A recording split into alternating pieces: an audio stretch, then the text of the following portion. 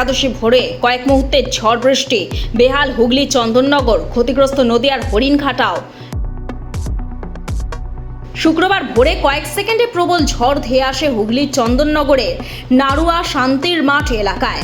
ঝড় বৃষ্টিতে ভেঙে গিয়েছে পুজো মণ্ডপ, মণ্ডপে লাগানো ঝাড়বাতিও ভেঙে পড়ে গাছপালা। স্থানীয়রা জানাচ্ছেন ভোর নাগাদ হঠাৎ দমকা হাওয়া সহ বৃষ্টি শুরু হয়।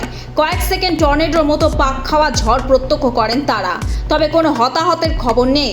পাশাপাশি এদিন ভোর 5টা নাগাদ হরিণঘাটা ব্লকের বিরোহী 2 নম্বর গ্রাম পঞ্চায়েতের অন্তর্গত নারায়ণপুরে বিভিন্ন গ্রামে আচমকাই ঝড় আছড়ে পড়ে, ভেঙে পড়ে বাড়ির পাঁচিল, তছনছ হয়ে যায় গোটা এলাকা। সবচেয়ে বেশি ক্ষতি হয়েছে কলা চাষে, ক্ষতির মুখে পড়েছেন কৃষকেরা। এর সঙ্গে সকাল 11টা নাগাদ প্রবল বৃষ্টি শুরু হয়। আমি তো 7টার সময় প্রচুর ফোন করলো, জানতে পারলাম এই ঘটনা ঘটেছে। রাত্রিরে নয় 4:20 যখন ঝড়টা হয়েছে, সেই ঝড়টা 2-3 সেকেন্ডের মধ্যে না। দুর্গা সমস্ত কাজ মিটিয়ে দিয়ে তারপর জলে ফেলার পর তারপর ঝড়েতে এই ক্ষতি হয়েছে।